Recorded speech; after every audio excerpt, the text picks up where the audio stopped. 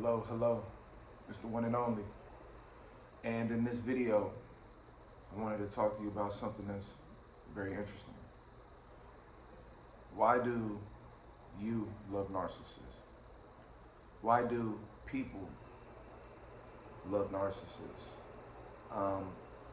And I don't want to assume that you love narcissists, but what I want to let be known is that most people, to some degree, have given attention, positive attention, or have had interest, or have been tied or connected to a narcissist. And what you find is that as much as, the people that get entangled with them closely end up experiencing a lot of hardships, I can't guarantee that that's the last narcissist that they'll be dealing with, because people are highly attracted to narcissists. And here's some of the reasons why. Number one, narcissists generate or give off a certain level of confidence. A lot of that confidence comes from their lack of awareness or care for other people.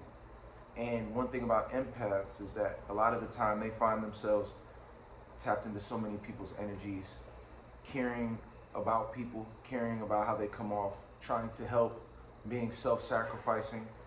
And, if we were in a different kind of world, if we were in, let's say, a higher dimension, quote unquote, right, where people, operated from a certain level of consciousness, they'd be able to appreciate that, and you'd be honored for that. And if those were the values that mattered at the highest level, in a world like that, then you'd be rewarded, and people would begin to be rewarded for being good, quote unquote, for being helpful, for being caring. But you have to look at the world that we're in. What you begin to find out is, the ones that are the most self-sacrificial in a lot of cases, and the ones that are the most caring, are actually the ones that, end up suffering the most. Whether it's in the corporate world, whether it's in a relationship, whether it's in the family dynamic, kindness can be looked at as weakness, and the things that we view as cool, the people that we view as cool, if you see the way that a lot of those people move, is very much a classist energy. It's hierarchical in nature. From the days you're in elementary, middle, and high school, it's a popularity contest. And you notice that the people at the top aren't the nicest people a lot of the time. It's the ones that can be perceived as the bad boys, the hot girls. You start to realize that there are values that matter more than kindness and goodness in this world. Things such as beauty, resources, how you carry yourself, how do you come off. All of these things are what some may consider shallow. We're in a world where it's not the most intelligent people that are your celebrities. It's not your most giving people that are celebrities. Most celebrities, if you walk up to them, they don't even want to talk to you. Most people that of means separate themselves. That's what classism is all about. That's what the hierarchical nature of society breeds. That's the whole idea of the pyramid structure. And all of this precedes us thousands of years. The pyramid was built thousands of years ago, but that same pyramid that was built thousands of years ago is the same module that society utilizes to separate the rich from the poor. You'll see the majority of people are at the bottom, but it's the majority of those people that are at the bottom of the socioeconomic ladder that allow things to keep moving forward. And it's your people at the top percentage that are able to reap the benefits and the fruits of the labor of everyone at the bottom of that pyramid. So my whole point is this: narcissists, are attractive because they don't care about what the other person thinks, and they're not prioritizing the other person.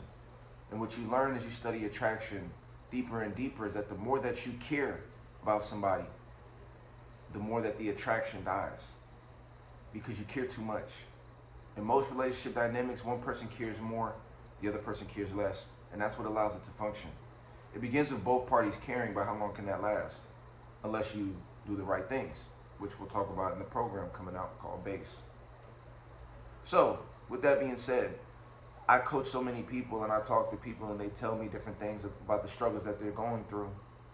And there's times they'll be talking to me about a narcissist, telling me about their problems. And I'll tell them, here's the things you should do, no contact, XYZ.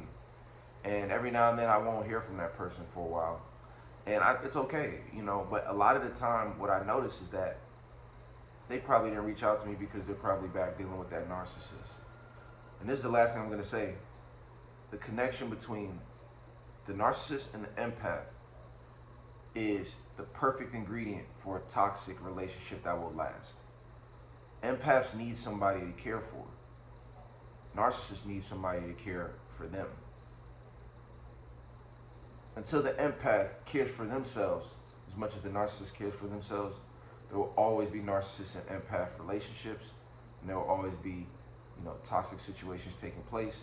Because as much as the narcissist can be painted as the evil one, they only exist and they're only enabled, in a relationship perspective. They're only enabled by the empaths that value them, by the other narcissists that value them, and by the normal people that you might go to work with that allow the narcissist to still win because the narcissist produces. If the narcissist produces at their job, they can be as toxic as they want. They're not going nowhere. It's going to be you that's going to be let go no matter how nice you are. So it's time to understand what really matters. And it's time to understand that, because next time you find yourself wondering why you can't let go of this narcissist, I hope this gives you some insight. We'll talk soon. Peace.